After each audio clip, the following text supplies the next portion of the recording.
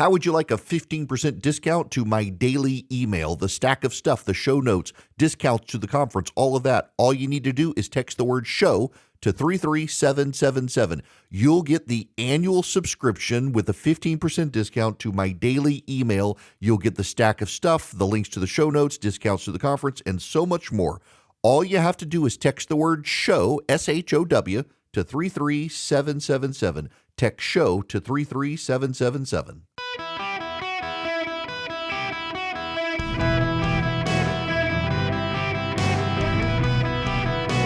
Welcome to the Eric Erickson Show podcast, Hour 1. Hello, America. It's Eric Erickson here across the United States. The phone number, 877-973-7425. Should you wish to be on the program, I would be delighted to have you. I gotta begin with me as the story, and I didn't expect to begin with me as the story today, but something wild happened. Yesterday was October 7th. It was the second anniversary of Hamas's attack on Israel. And instead of putting up a bunch of words, I just put up a tweet. You can do 280 characters on Twitter, so I did 280 characters of the Israeli flag. That's it. That's all I did. There was no commentary. There was nothing. Just the Israeli flag. Obviously, it was October 7th. The amount of antisemitism that came out of that tweet to commemorate the second anniversary of a mass murder in Israel where hostages, including some American citizens, are still held hostage. Marjorie Taylor Greene, the anti-Semitic congresswoman from Georgia who believes the Jews have massive space lasers, replied to the tweet. Actually, she quoted the tweet and put a reciprocal number of American flags. Now, I happen to look at her Twitter feed. Marjorie Taylor Greene retweeted a Candace Owens conspiracy theory that the Jews might have been behind the assassination of Charlie Kirk and her American flags. Now, again, it's important for you to remember that there are American citizens who are being held hostage still by Hamas. Marjorie Taylor Greene couldn't comment on those. She just wanted it to subtweet me with a bunch of American flags, suggesting she was putting America first. What about the Americans held hostage by Hamas? She had nothing to say about them, not a single thing to say about them. I'm told, I didn't see it, but I'm told Matt Gaetz was in the same boat, that he too commented on my tweet with a bunch of flags and, again, did not comment on the Americans being held hostage by Hamas. What was very interesting to me, though, were the number of tweets that the replies were just $7,000. $7,000. And I couldn't figure it out. Why are people responding to a tweet that is just a series of Israeli flags with just $7,000? It turns out there is a conspiracy theory among the anti-Semites that if you tweet something positive about Israel, the Jews will pay you $7,000. I sent an email. Those of you outside of Atlanta, you won't know him. Wes Ellis, he is the president of Jim Ellis, the automotive dealership. My son passed his driving test. He badly wants a Hyundai Santa Fe. And now I think I need to actually get him to drive other cars just so he's convinced he wants that one. But I'm like, what about, they got the Palisade. You've got other car options out there. I personally like the 4Runner, even though I need a giant car because my family's not light packers. But I emailed Wes Ellis, who's the best contact for Hyundai. And I was just thinking about this. I need to get double down on my pro-Israel tweets so I can buy that car. The Jews will buy me a car if I, if I do 7 pro-Israel tweets, the Jews are going to buy my son a Hyundai, apparently. Wow. Do I get a bonus since I'm circumcised? I'm wondering, do you get like a pro-Israel bonus? You could be a part of the tribe. Give me $10,000 per tweet. Man, I could get my private jet flying. I did not know that the Jews paid per tweet. Do the Rothschilds personally show up and give me the check? Do they? I'm hoping the Rothschilds show up and say, here is your check on behalf of the tribe of Judah. Here is your check for saying nice things about us, but we need you to drop trowel and verify that you would otherwise be one of us. I don't know. It's insane to me that the anti-Semites have concocted these conspiracy theories. But what's more notable is someone like a Congresswoman, Marjorie Taylor Greene, who would do this. Because once Marjorie Taylor Greene replied with a bunch of American flags, and allegedly Matt Gaetz did, the amount of additional anti-Semites who came flooding into my social media, y'all, I bring this up because we got a problem on our side. And we have to police our own side. We gotta focus on policing the people of the right as opposed to trying to police the people of the left. The left has a problem. We need to point it out. And if the left doesn't want to police the left, that's fine. But that's not an excuse for us to not police the right. And there's this growing sentiment of some people on the right that there are no enemies to the right of me because it's what the left does. Do you want to be like the left? Do you wish to behave and operate as a political movement like the left? Now, before you say they're effective, the Republicans control a majority of states, the White House, and the Congress, and they were able to capture the Supreme Court. Do you want to behave like the left? Because I hear this from the people on the right who become the permanent victims. Oh, my God, Bad Bunny's playing at the Super Bowl. Why do they hate us? We must fight. Just like the left. We're going to boycott the Super Bowl. People, y'all weren't going to watch the Super Bowl anyway. You were perfectly fine when Bad Bunny played the Super Bowl in the year 2020. You didn't even know he was there. And now suddenly it's because you want to be. You have chosen to be a victim in the same way the left has chosen to be a victim. And when the left became a victim mentality, they decided there's no one to the left of me who is bad. And now those of you who want to be victims of the right, there's no one to the right of me who is bad. Marjorie Taylor Greene is stirring up the anti-Semitic pot. It is a canary in the coal mine for society. Why? Because historically, they come first for the Jews and then the Christians. And a lot of the people who claim to be Christians who stir up the anti-Semitic hate are in on the act when they come for the Christians. I had some idiot lecture me that I needed to give up dispensationalism. We don't need to get into theology here. First of all, to tell you, I go to a Reformed Presbyterian church. I'm not a dispensationalist, and the idea that my theology is flawed because I'm supporting Israel, that somehow I think there's some grand tie woven through the history of the New Testament and the Old Testament that Israel is still God's people. I'm actually from a church tradition that believes the church has supplanted it. It doesn't matter because Israel's the only democracy in the Middle East. They are our ally, and there are Americans who are held hostage by Hamas. And you will note how quiet Marjorie Taylor Greene is about them, Matt Gaetz is about them, Candace Owens is about them, Tucker Carlson is about them, the Hamasniks are about them, the anti-Semites are about them. They couldn't care less that Americans are held hostage by Hamas because all of the American hostages are Jews.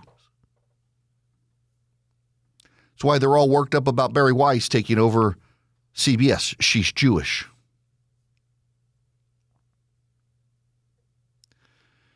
There's a dangerous festering on our side. The horseshoe theory is real.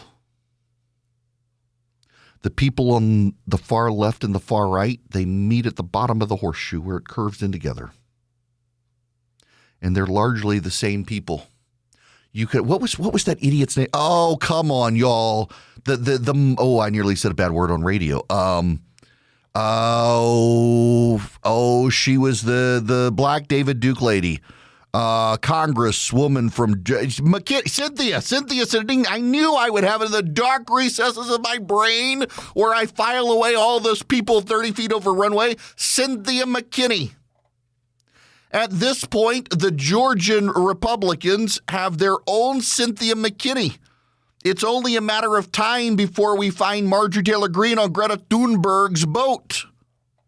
Kindred spirits together, going to save the Palestinians from the Jews. A little blood in the matzah. Y'all, these people are nuts. I want my $7,000 per tweet, and I'm going to tweet 7 more so that somebody buys my kid the car he wants so I don't have to take out a car loan for it. I know, stop, don't lecture me on the Dave Ramsey stuff, because just don't lecture me. I know, shouldn't take out a loan for the car, but going to happen. Unless I tweet 7 tweets and the Jews buy me the car. We got problems, y'all. I don't mean to start. I realize there's other news, but this one is really stunning to me. The number of people on the right who feel comfortable hating Jews and claiming it's not about Israel when it's clearly very clear about Israel. In fact, the number of the anti-Semites who start off with this is about Israel and then they pivot to the Jews, and the number of them who pivot to the Jews and then make it about Israel. It all comes back to they do not like a class of people. And they are on the right, not just the left.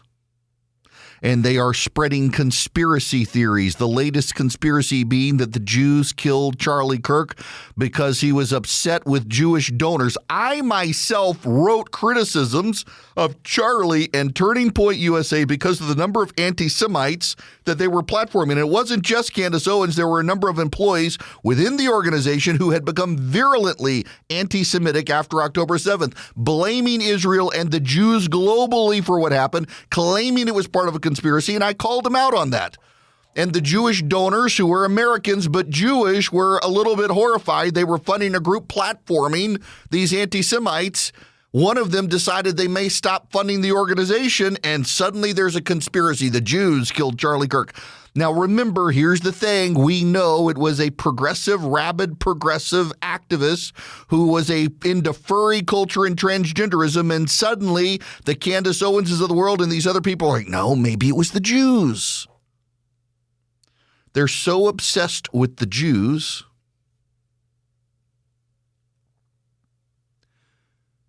that they're ignoring China, they're ignoring radical Islam, they're ignoring the radical trans violent movement.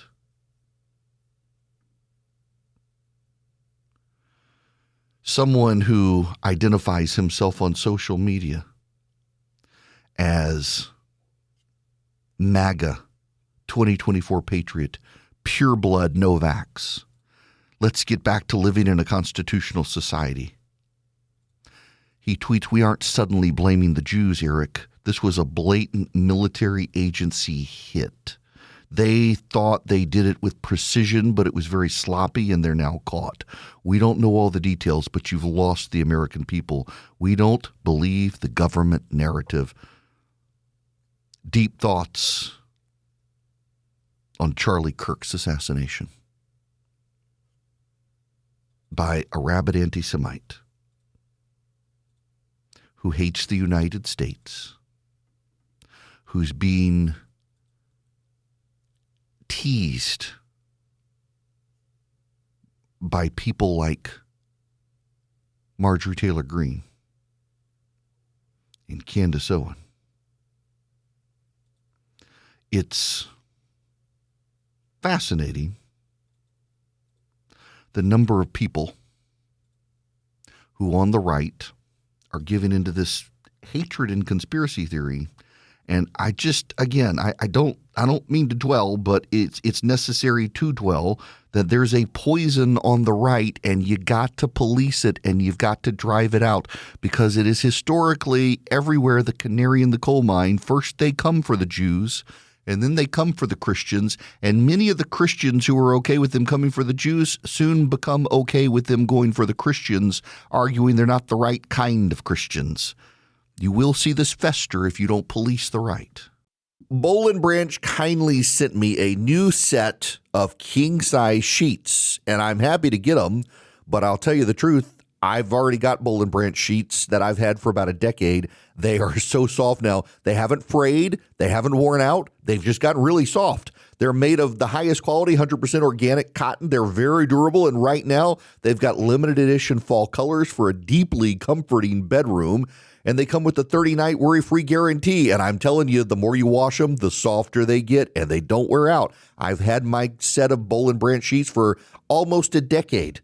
You can start building your sanctuary of comfort this fall with Boll and Branch. For a limited time, get 20% off your first set of sheets, plus free shipping at bollandbranch.com/Eric. That's Boll and Branch, BOLLAND branch.com/Eric, ERICK. Save 20%, unlock free shippings, exclusions apply, and you get those great fall colors right now. Welcome back. It's Eric Erickson here, 877-973-7425. As the voice said, should you wish to be on the program, I would be delighted to have you. Now, I gotta bring you this story of my buddy Ryan, who is a Dr. Ryan, a meteorologist, a PhD. He flagged this on Twitter. You know, the Santa Ana winds that bring all the fires in California, and we've been told it's climate change. It's always climate change. The website Science Advances has a research article that has just, this is from 2021. For all of the hysteria about the Santa Ana fires and the winds that cause the fires, it turns out from Science Advances, 100% of Santa Ana wind events are caused by humans, particularly arson. That's right, arson fires are actually greater than any other incident, but there are power lines and accidents as well, all human related. Those fires, we get worked up about climate change and the climate change starting fires.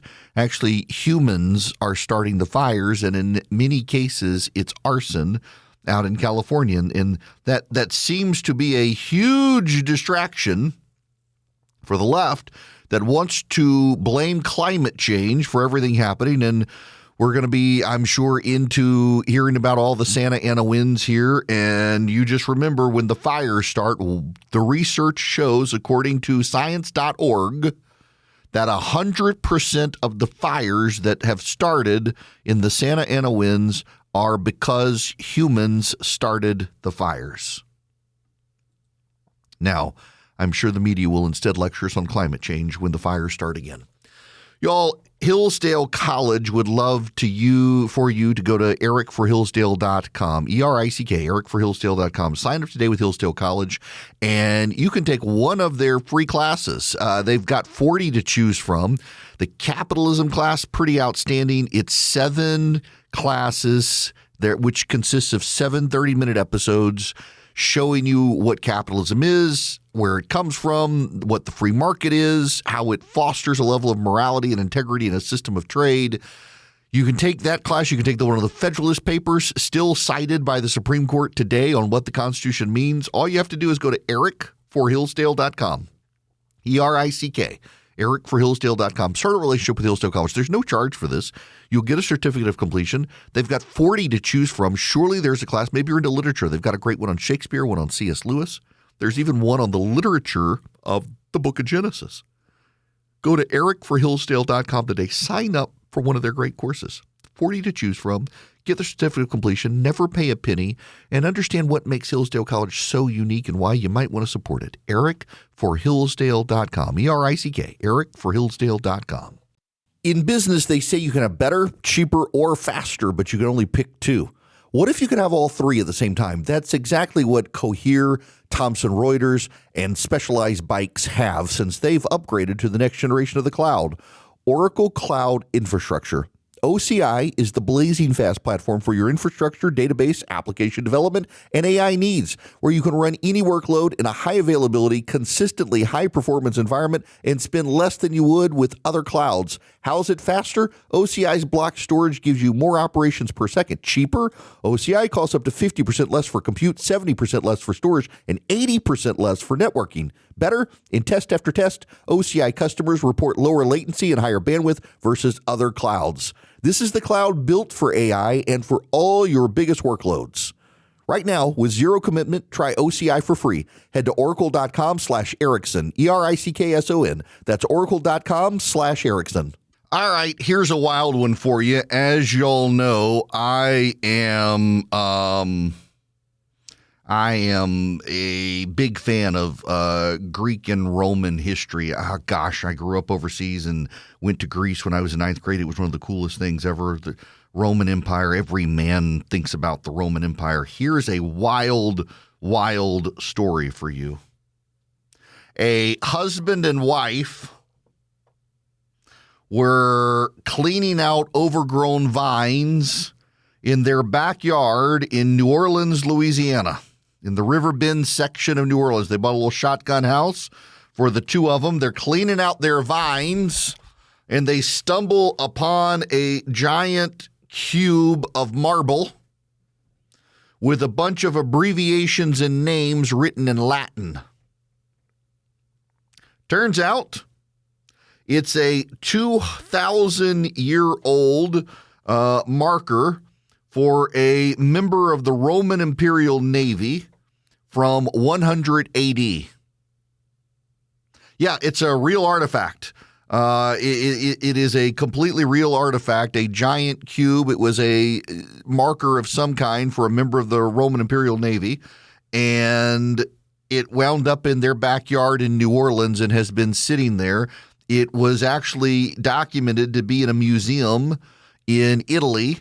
In World War II, the museum was bombed in 1943, and they assumed that this piece of marble had been destroyed in the bombing because they couldn't find it.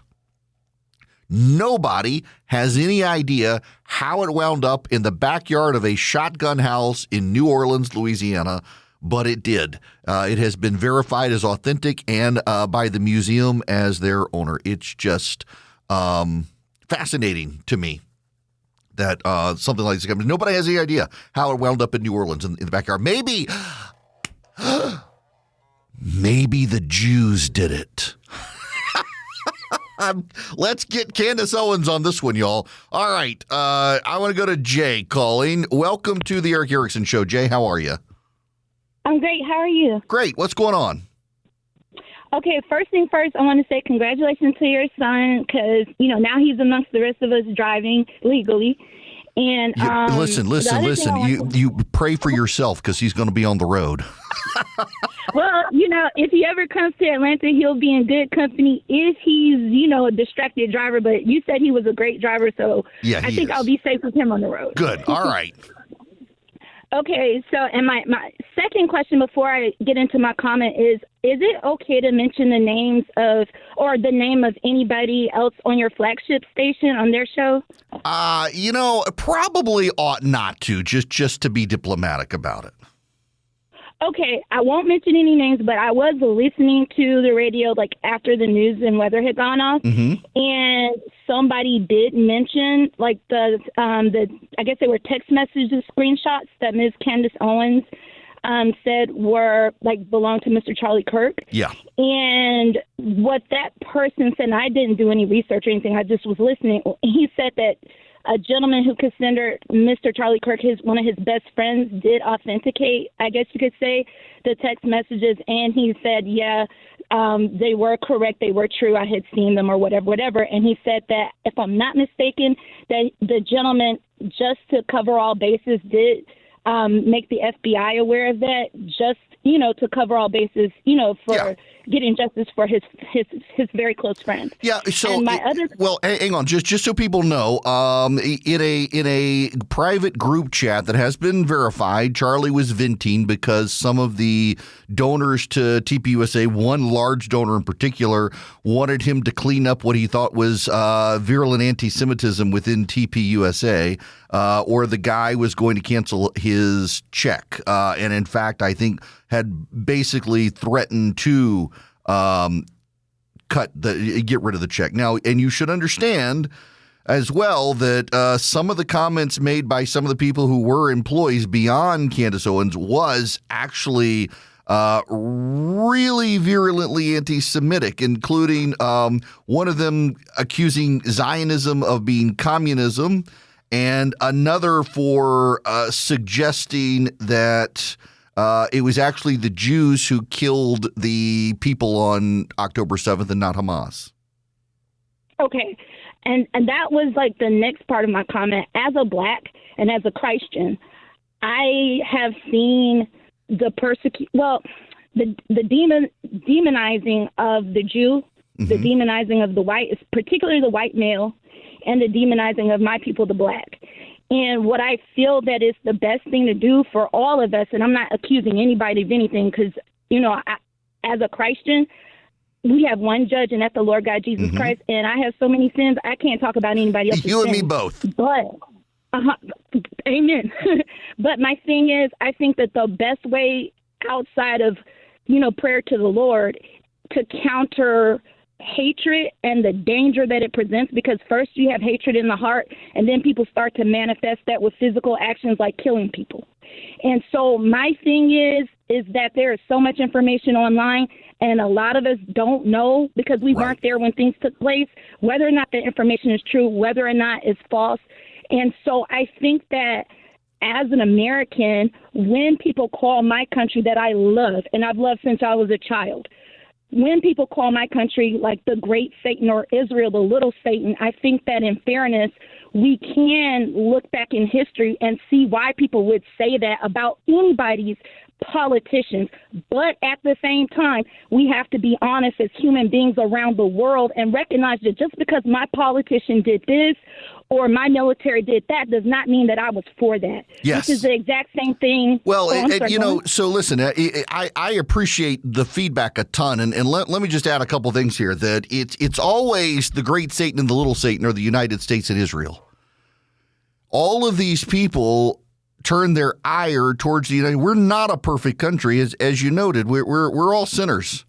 That's why I'm a conservative. I want as few sinners in charge of me as possible, so I want the smallest government possible. I want a government so small you can drown it in a teacup. But what they do is they take these individual acts and weave together this narrative that, for example, the Jews are our puppet masters, and that we are acting in a way that we are controlled by the Jews. It's a really, really sinister plot. And they weave disconnected points together and force them to fit into a puzzle to provide a narrative to hate what? Not a country, but a class of people. They always say this river to sea call and what it's about Israel, but you wait around long enough and you see they have a problem with the Jews. It's not a problem with Israel. It's not a problem with a nation. It's a problem with the people. And they are ultimately classifying that people as the little Satan and us as the great Satan. And you will notice that the undercurrent of so much of the anti-Semitism out there is a hatred of the United States. And you should understand where modern anti-Semitism comes from beyond Hitler. In the Middle East after World War II, Israel had a choice. It could go with the Soviets or it could go with the Americans. And Israel chose to go with the United States. And Syria and Egypt combined as a single nation for a time and sided with the Soviet Union. And the Muslim Brotherhood became elevated. And it was the Soviets who began to propagandize about the Jews being the little Satan. And one of the reasons was because a number of the refugees who came to the United States from the Soviet Union were Jews. And they became very prominent denouncers of the Soviet-era communism. And to discredit them, they were blamed as being puppet masters of the United States. It's a slur to attack Jews and ultimately to undermine the Jewish people, because after World War II, the Israelis ultimately definitively sided with the United States against the Soviet Union. For a time, they were friendly with both. But as Egypt and Syria became very pro-Soviet prior to Egypt and Syria breaking up and not being a nation anymore, and then you had Egypt and Israel under Jimmy Carter found peace together. The virulent anti-Semitism was Soviet propaganda. And I don't think it's a coincidence that the Chinese are propping up so much of the same sort of propaganda today. I just don't think it's a coincidence at all that you see so many of the talking points circulating on TikTok about the Jews and anti-Semitism, and China controls that propaganda. And if you go out and you get a new phone, it's no way traceable to you, not on your Wi-Fi, anything like that, and you just start an account on TikTok, you're going to see a lot of anti-Semitism crop up because the Chinese are steering the algorithm to attacking the Jews. Why? Because in the Middle East, a lot of the Iran in particular is allied with China. And to destabilize Israel, they're essentially running social campaigns and cultural campaigns against Israel by attacking the Jewish people. It is coordinated by the Chinese Communist Party.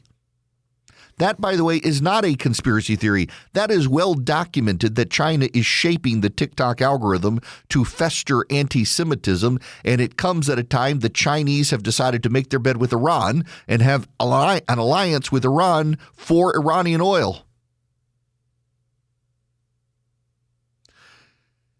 And now what they're doing is they're festering this stuff. And Jay, I would just tell you that it's somewhat of a cop-out to say I wasn't there. Because you have the Turning Point USA people saying, yeah, the messages are authentic. We had a group chat and he was blowing off steam, venting about this Jewish donor who was cutting money because of what some of the employees of TP USA did. One of them actually posited that one of the women murdered by Hamas was actually alive.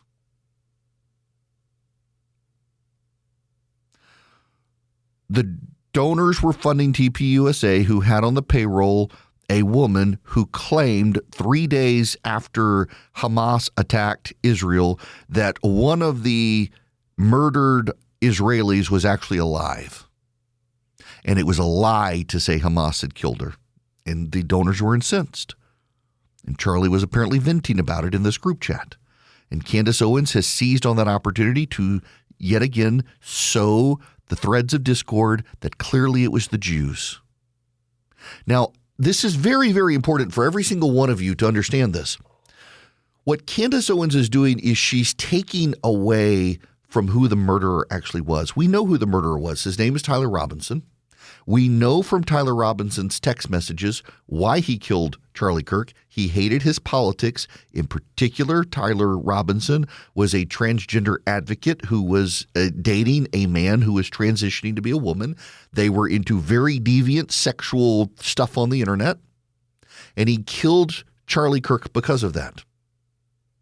And when you buy into the anti-Semitic narrative that it was the Jews who killed Charlie Kirk, what you are doing is you're removing the license of killing from Tyler Robinson and the blame of Tyler Robinson to a larger global conspiracy, and you're diminishing what actually happened.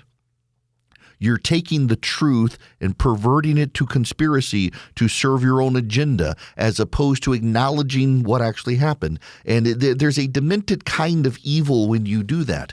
And so for anyone to sit out there and say, well, I don't really know now because one person says this and one person says that, We have God-given discernment that too many people don't use anymore to determine who is telling you the truth.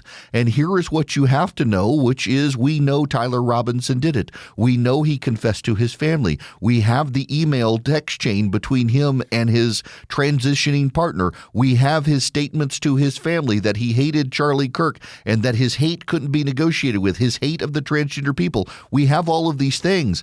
You either accept the facts or concoct a conspiracy to tie things together that can't be tied together except in a mind that has lost the ability to discern the truth. And it's a very unhealthy mind that cannot navigate this and decide, well, I can't trust the government. I'm going to trust this person I've never met on the internet who's telling me it's the Jews. And your biggest red flag should be they think everything is related to the Jews. Yeah, my goodness. I'm still today getting emails and we're still getting phone calls. One of our stations replayed the show overnight, like 4 o'clock in the morning. I had no idea I had as many listeners at 3 and 4 o'clock in the morning as I did, and they're all furious. And you look, there are plenty of options for you to still listen if you really want to listen. But at this point, there's nothing I can. It wasn't my call. So you can listen to me live during the day. You can get the podcast, live stream, whatever you need. Just text Eric, ERICK, to 33777. Jay Jones is canceling fundraisers. Now, here's the headline. This is from Axios. Jay Jones cancels Virginia fundraiser amid 2 bullets backlash. Notice the headline is designed to downplay what actually happened. Him saying he wanted to put 2 bullets in the back of the head of the Republican speaker. He has now scrubbed a fundraiser from his website, indicating he is in crisis mode. It was going to be at the home of David Baldacci, the novelist. Tim Kaine was supposed to appear. Tim Kaine, by the way, says he's still supportive. And yesterday, by the way, I got to correct myself. It was Tim Kaine, not Mark Warner. Yesterday, I said it was Mark Warner. When George Allen was then the senator from Virginia, Tim Kaine said George Allen saying macaca was a racist disqualification. But now Tim Kaine does not believe it is a disqualification for Jay Jones to say putting 2 bullets, he wanted to put 2 bullets in the back of the head of the speaker in Virginia.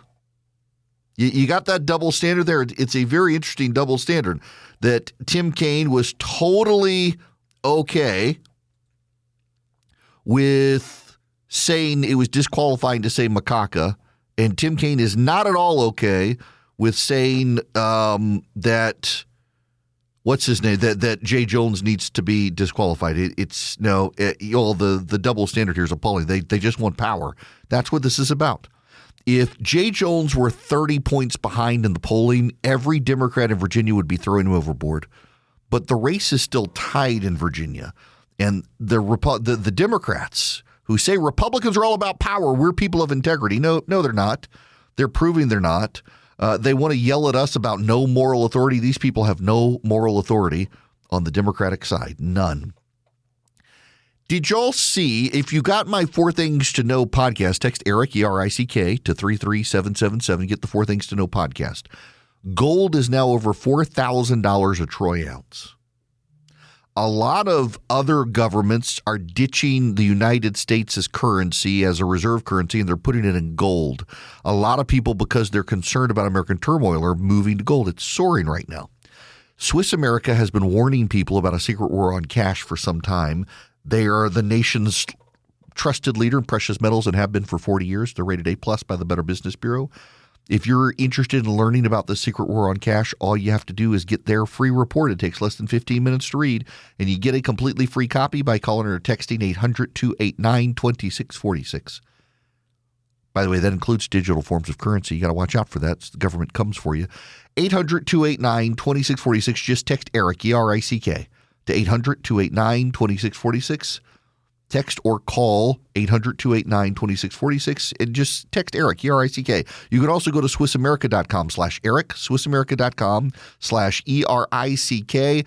Let Swiss America help you. One more time, 800-289-2646. Text my name. Message and data rates may apply.